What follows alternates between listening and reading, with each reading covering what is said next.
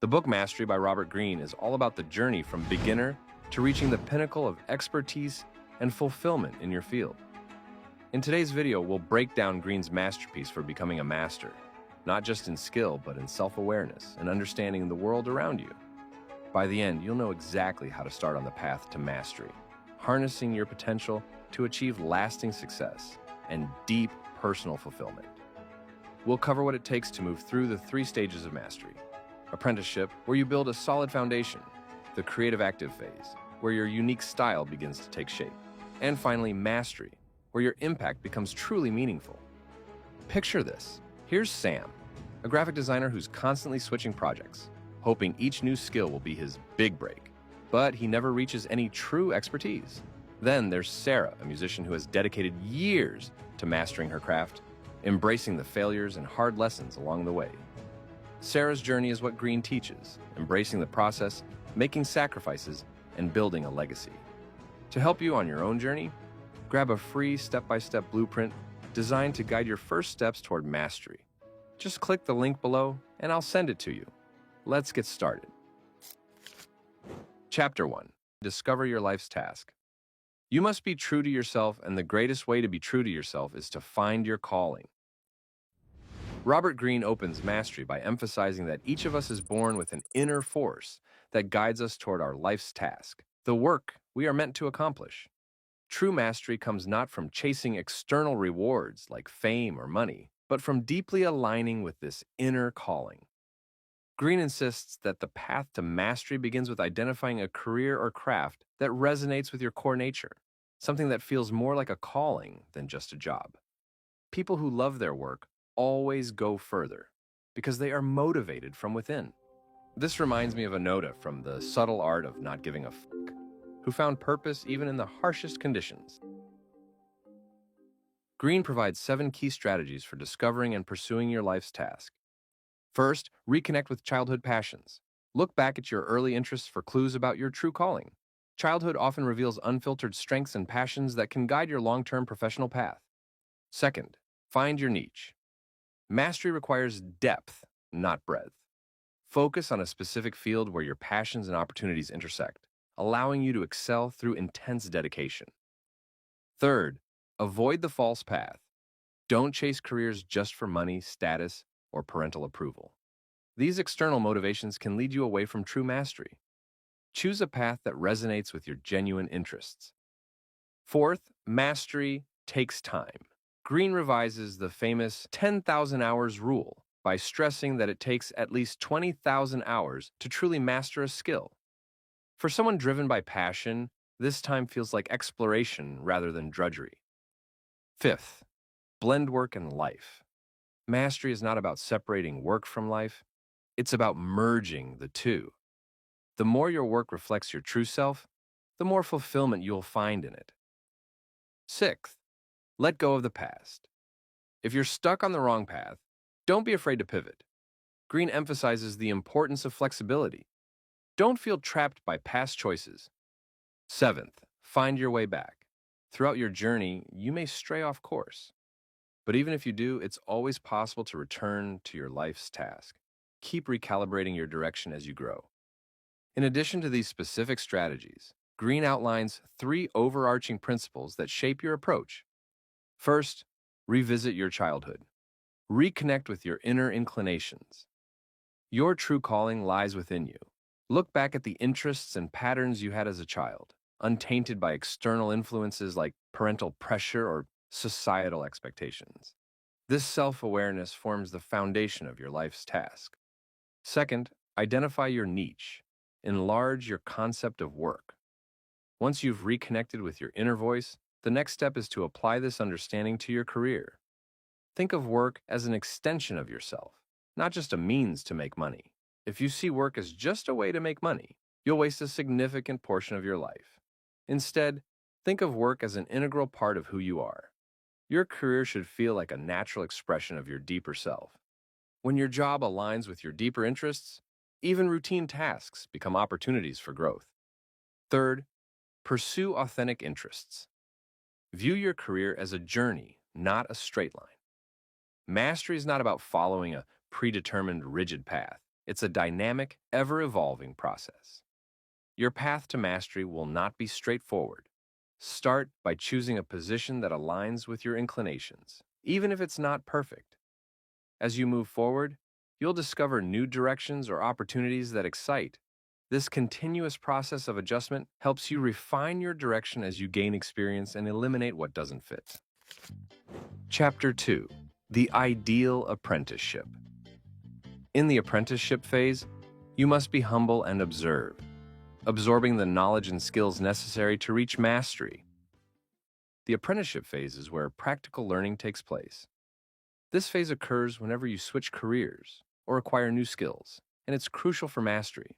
However, it's filled with dangers like insecurity, emotional distractions, and self-doubt. So how do you create the ideal apprenticeship? By fully immersing yourself in learning and seeking out challenges, you build the skills and resilience needed for mastery. The goal here isn't money or status, but transforming your mind and character. Comfort won't push you toward growth, but difficult environments and mentors will. These roles should force you to grow and provide feedback that pushes you beyond your limits. Step 1. Deep observation, the passive mode. The greatest mistake you can make in the initial months of your apprenticeship is to imagine that you have to get attention, impress people, and prove yourself. These thoughts will dominate your mind and close it off from the reality around you. You start by quietly observing who is doing well in the field, absorbing everything.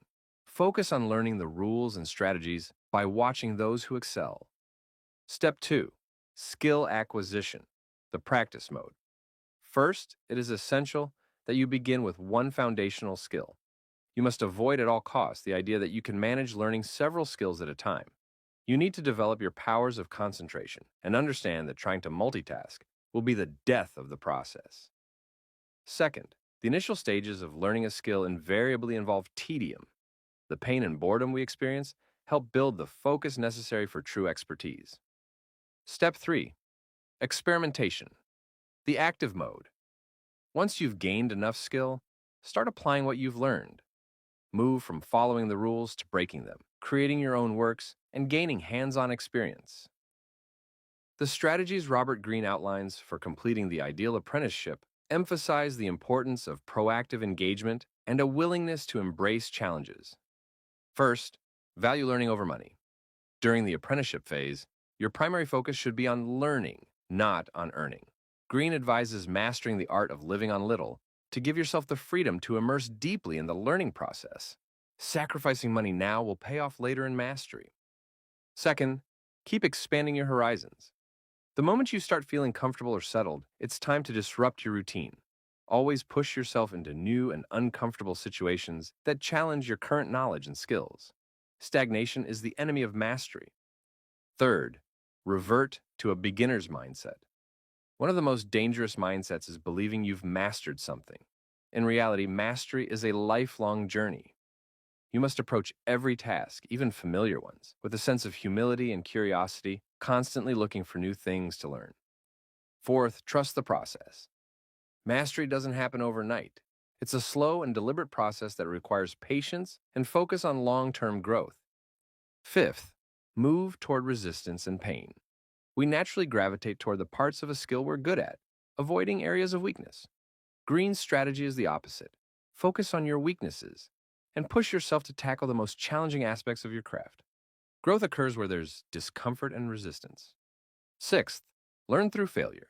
Failures are your best teachers. Analyze your mistakes and use them to refine your skills. Seventh, combine the how and the what. A true master doesn't just understand the technical aspects of a skill, the how. They also grasp its deeper meaning and purpose. The what. Avoid superficial learning. Eighth, advance through trial and error. The path to mastery is rarely linear. Experiment with different roles and techniques, especially in your 20s. Avoid the rigidity of a fixed career path that limit your growth. Ninth, avoid the rigid path. Greene warns against locking yourself into a singular career trajectory too early. Those who do often face career dead ends or burnout by midlife. Instead, a wide-ranging apprenticeship in your youth will keep possibilities open and allow your career to expand as you grow older. Chapter 3. Absorb the master's power. The mentor dynamic. A mentor is someone who sees more talent and ability within you than you see in yourself. In the journey to mastery, few relationships are as transformative as that of the mentor and protege. A mentor serves as a fast track to mastery, offering their hard-earned wisdom and experience to dramatically speed up our progress. By working closely with someone who has already walked the path, you bypass many of the mistakes and dead ends that you would encounter on your own. Mentors offer you focused attention, challenge you in the right ways, and give you immediate, realistic feedback, which accelerates your learning curve dramatically. To learn effectively requires humility, not just admitting that you don't know everything, but cultivating a mindset that allows you to fully absorb the wisdom of those more experienced. This mindset holds immense power and, once absorbed, can be adapted to your unique character and goals. The right mentor will connect with your life's task, pushing you toward your true potential. But once you've internalized their teachings, you must move beyond their shadow. The ultimate goal is to surpass your mentor, taking their knowledge to new heights through your own creativity and brilliance. Robert Greene explores effective strategies to strengthen the mentor-protege relationship, ensuring it is productive, balanced, and conducive to growth. Here are the key strategies. Choose a mentor who matches your needs. Select a mentor who can address the gaps in your education or experience. Whether you need guidance, confidence, or the freedom to explore independently, find someone whose strengths complement your weaknesses. Be cautious of mentors who may unintentionally replicate negative patterns from your past, such as overbearing parents. Instead, seek a mentor who challenges you while fostering growth. Gaze deep into the mentor's mirror. Mentors often provide critical, sometimes uncomfortable feedback. While this may be difficult to hear, it is essential for your growth. The more you open yourself up to their honest, realistic criticism, the faster you will progress. Use their feedback to refine your skills and strengthen your confidence. Welcome this feedback as a mirror that exposes areas for improvement. Transfigure their ideas. The goal is not to become a copy of your mentor. As you absorb their lessons, start to personalize and adapt their ideas to your own style. Eventually, you must move beyond their shadow and surpass them, taking the knowledge further than they did. Create a back-and-forth dynamic. A healthy mentor-protege relationship is a two-way street. While it's important to respect their guidance, you should also assert your needs and engage in open communication. This back-and-forth dynamic ensures that the relationship evolves over time and that both parties benefit from the exchange. Chapter 4. See people as they are. Social intelligence is the ability to see people's motives, understand their emotions, and anticipate their actions. Robert Greene emphasizes that intellectual talent alone is not enough for success. You must also master the subtleties of human interaction. In Mastery, Greene cites a study from Malcolm Gladwell's Outliers, which followed high IQ children throughout their lives. Despite their intelligence, many of them ended up no better off than their peers, with unskilled jobs and lower life satisfaction.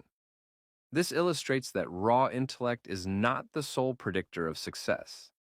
Social intelligence is equally important. Without this crucial skill, even the most talented individuals can fail to reach their full potential. The challenge of social intelligence. In many cases, the greatest obstacles on the path to mastery aren't technical challenges, but the emotional strain of dealing with others, their resistance, manipulations, and hidden agendas.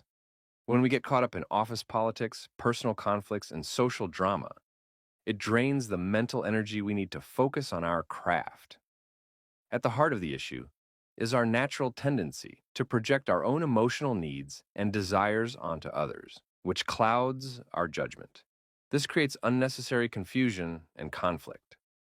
Greene argues that social intelligence is the antidote, the ability to see people as they truly are, without our personal biases. Social intelligence is a form of emotional intelligence applied to understanding and navigating the behaviors of others. Emotional intelligence refers to recognizing and managing your own emotions while empathizing with others. Social intelligence goes further by helping you read and respond to the motives, desires, and intentions of others. When honed, this skill allows you to move beyond self-absorption, accurately interpreting the actions of others in real time. By seeing through surface behavior, you can avoid manipulation, reduce conflict, and build more productive relationships. According to Greene, social intelligence involves mastering two types of knowledge. On the one hand, specific knowledge of human nature. This is the ability to read people on a personal level, discerning their unique character, values, and motivations. To truly master social interactions, you need to sharpen your ability to see people as they really are, not as they present themselves. Indeed, words can be deceptive, so pay attention to subtler cues like body language, facial expressions, tone of voice, and eye contact. These nonverbal signals often reveal people's true feelings, whether they're excited, nervous, or deceptive. On the other hand, general knowledge, beyond individual traits, you must also understand universal patterns of human behavior. Greene calls these universal patterns the 7 deadly realities, which are rooted in our psychology and can significantly influence social dynamics. Mastering this general knowledge allows you to anticipate and navigate common pitfalls in human interactions. Here are the 7 universal patterns. Envy. Humans are naturally inclined to compare themselves to others, whether in terms of money, status, appearance, or intelligence. Standing out too much can provoke envy, which often leads to hostility. Early in your career, it's wise to blend in until you have enough influence that envy won't undermine you. Conformism. Groups tend to pressure individuals to conform. Even groups that celebrate diversity are uncomfortable with those who deviate too much from the norm, as it threatens their collective values. Learn to balance your individuality with outward conformity until you have enough power to assert your uniqueness. Rigidity. People often respond to complexity by retreating into habits and routines, seeking comfort in familiarity. While you must accept others' rigidity, you should resist this tendency in yourself. Stay open-minded, embrace change, and continually challenge your own assumptions to maintain personal growth. Self-obsessiveness. People are often focused on themselves. In conversations, direct attention to their interests and concerns to make them feel valued. This will make them more likely to support your goals. Laziness. Most people want to take the path of least resistance, even if they claim to value hard work. Be cautious of collaborators who seem eager to partner up. They may be looking for someone to do the hard work. Always assess their true motives before agreeing to work together. Flightiness. Although we like to think of ourselves as rational, emotions heavily influence our decisions. People's behavior can be inconsistent because of their emotional swings. So, understanding this can help you manage relationships more effectively. Passive aggression. Rooted in the fear of direct confrontation, passive-aggressive behavior often arises when people feel insecure or powerless. Instead of engaging in direct conflict, they may express their frustration in indirect ways. Recognizing this behavior early on helps you address underlying problems without getting caught in unnecessary conflicts. Robert Greene outlines several strategies to develop and strengthen your social intelligence. First, speak through your work. Rather than getting caught up in office politics or social drama, focus on your craft. Let your work speak for itself. By consistently delivering high-quality results, you'll naturally distinguish yourself and earn respect without engaging in distractions. Second, craft the appropriate persona. Creating a persona is an essential aspect of social intelligence. It's not a deceptive act, but rather an acknowledgement of the various roles we play in different social contexts. Consider your persona as a theatrical performance. You can consciously design it to be intriguing, mysterious, and engaging.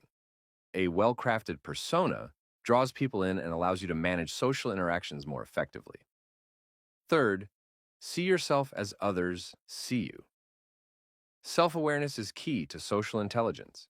We all possess social flaws, whether we talk too much, are overly critical, or take offense too easily. Take the time to reflect on past conflicts and consider how your behavior may have contributed to them. Acknowledge your social flaws and adjust how you interact with others. The more you understand how others perceive you, the better you'll be able to navigate social dynamics. Fourth, suffer fools gladly.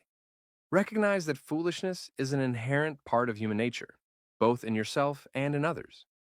Everyone has moments when they let their egos or short-term desires overshadow their judgment. Instead of allowing yourself to become frustrated by foolish behavior, adopt a mindset of acceptance. View such individuals as a natural part of life, akin to rocks or furniture. By embracing this perspective, you can tolerate their antics with a sense of humor, reducing your emotional investment in trying to change them. This detachment frees you from unnecessary conflict and allows you to maintain your composure. Chapter 5. Awaken the Dimensional Mind. Once we have mastered the basics and absorbed the rules of the game, we must transform ourselves into a creative, active thinker. This phase is where you push beyond conventional limits and allow your mind to explore new ideas and possibilities. But here's the challenge. What stops creativity isn't a lack of talent, but mindset. Anxiety, insecurity, and the fear of failure often lead to conservatism, making us stick to what's safe. To achieve mastery, you need to push in the opposite direction. Rather than settling for what you know, broaden your horizons. Explore new fields, experiment, and view problems from multiple angles. This is how you develop what Robert Greene calls the dimensional mind, a mind capable of seeing reality in all its complexity. The goal is to awaken your dimensional mind, to think beyond the constraints of your skill set and continually grow and evolve. This creativity will elevate you from someone who merely follows the rules to someone who redefines them. Mastery lies in continually evolving, expanding your understanding, and challenging what you think you know. Step 1. The creative task. To truly unleash your creative potential, the task you choose must carry an obsessive quality. Much like your life's task, the key to mastery lies in where you direct your energy. Your emotional commitment to the task will determine the outcome. When a task ignites your passion and pushes against conventional norms, it will keep you emotionally engaged for the long haul. Greene warns against comfort and security. If you need life to be simple and safe, this kind of task will make you anxious. Then, when selecting your task, keep two crucial elements in mind. It must be both ambitious and grounded in reality. It should stretch the limits of your abilities while remaining within the realm of possibility. Step 2. Creative strategies. To keep your mind flexible and open to new ideas, Greene offers 5 core strategies. First, cultivate negative capability. Learn to embrace uncertainty. Avoid rushing to find easy answers. Creativity thrives when you learn to sit with ambiguity. Second, allow for serendipity. Step outside your comfort zone, explore new areas of interest, and remain open to unexpected insights. Avoid jumping to conclusions. Keep a notebook on hand at all times to record ideas as they surface. Third, engage in the current. Immerse yourself deeply in your work, allowing a dynamic exchange between your thoughts and reality. The deeper you immerse yourself in this process, the more you access insights that transcend everyday perceptions. Fourth, alter your perspective. Challenge yourself to view problems from various angles. Shift between the macro and the micro. Consider what's absent as much as what's present. Ask how instead of what, and examine the anomalies that don't fit the usual patterns. Fifth, revert to primal intelligence. Engage your senses. Break away from purely verbal or rational thinking. Use visual tools, diagrams, or models to deepen your understanding. Step 3. The creative breakthrough. Tension and insight. The illusion that we have endless time to complete our work is a subtle enemy. It weakens our focus and diffuses our attention, making it difficult for the brain to operate at its peak. To jolt your mind into higher gear, it's essential to work with deadlines, whether they are real or self-imposed. Deadlines sharpen our focus and drive the brain to make the necessary connections for creative breakthroughs. After prolonged periods of intense focus, there will inevitably be moments of high tension. When this occurs, the best thing you can do is step away. Whether it's taking a break, focusing on another task, or even going to sleep. In these moments of release, the mind will often generate a breakthrough. The solution, seemingly out of reach before, will reveal itself. As you push through the creative active phase, you'll face emotional pitfalls due to internal challenges and obstacles that threaten to derail your progress. But being aware of these traps can help you avoid them. Complacency. One of the greatest dangers on the path to mastery is the illusion that you have arrived. Always remind yourself of how vast and mysterious the world remains and how little you truly know. This awareness will keep you humble and motivated to push your limits. True mastery is a lifelong process. Conservatism. Success in the creative active phase can lead to a creeping sense of conservatism, where you begin to favor comfort and predictability over creativity and risk. Instead, make creativity your goal, not comfort, and continually challenge yourself to innovate. Only by embracing discomfort will you ensure continued growth. Dependency. During your apprenticeship, you relied on mentors and authority figures for guidance and approval. As you move into this phase, you must break free from this dependency. Trust your own judgment and resist the temptation to seek constant validation from others. True mastery requires independence of thought and action. Impatience. Mastery is not achieved overnight, and impatience can sabotage your progress. The best antidote to impatience is to develop a pleasure in the process itself. Embrace the discipline and repetition required for true growth. Grandiosity. As you gain recognition, you may be tempted by feelings of grandiosity, believing that public attention or fame is the ultimate reward. However, such external validation is fleeting and a distraction from the real work. Your primary motivation must come from the work itself and the mastery of your craft. This attitude is the only defense against the traps set by your ego. Inflexibility. It's crucial to master your field inside and out, understanding its rules and boundaries. Yet, mastery also requires the ability to question and challenge these boundaries. Don't let your thinking become rigid. Stay open to new ideas and approaches, constantly evolving as you progress. To reach the heights of mastery, you must engage your mind in an ongoing creative process. Greene offers 9 strategies to help you cultivate it. The authentic voice. After years of absorbing the techniques and conventions of your field, true mastery comes when you find your own voice. Anyone who spends a decade refining their craft will inevitably give birth to something uniquely their own. The fact of great yield. A master is a supreme hunter, always on alert for the fact or detail that will lead to profound discoveries. It is better to pursue a few rare and elusive facts that may yield great insight than to chase after many ideas that only bring trivial success. Mechanical intelligence. True creativity lies in superior craftsmanship. Your focus should be on maximizing the potential of your materials and your idea. Natural powers. Creativity is best nurtured through focus and patience. Give yourself open-ended time to explore and develop a wide understanding of your field. The open field. To create something new, you must carve out a space for yourself in the existing order of things. By innovating and creating new forms, you attract a fresh audience, often finding yourself in a position of power and influence. The high end. Keep your project connected to something larger than yourself. Whether it's a deep philosophical question, a societal issue, or a grand vision, your work should always serve a higher purpose. The evolutionary hijack. The essence of creativity is adaptability. As the environment changes, so too must your thinking. You must see creativity as something fluid, never static, adapting and transforming as you gather more knowledge and insight. Dimensional thinking. Take a holistic approach to your work. Rather than being in a hurry to find solutions, slow down and look at your subject from multiple angles. Assume that all parts of a problem interact and cannot be entirely separated. Alchemical creativity and the unconscious. True creativity requires a deep exploration of the unconscious mind. This involves recognizing and reconciling the contradictions within yourself and examining the contradictions in the world around you.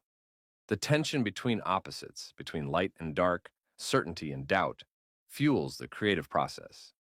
Draw on this to create something profound. Chapter 6. Fuse the intuitive with the rational. The intuitive mind is a sacred gift, and the rational mind is a faithful servant.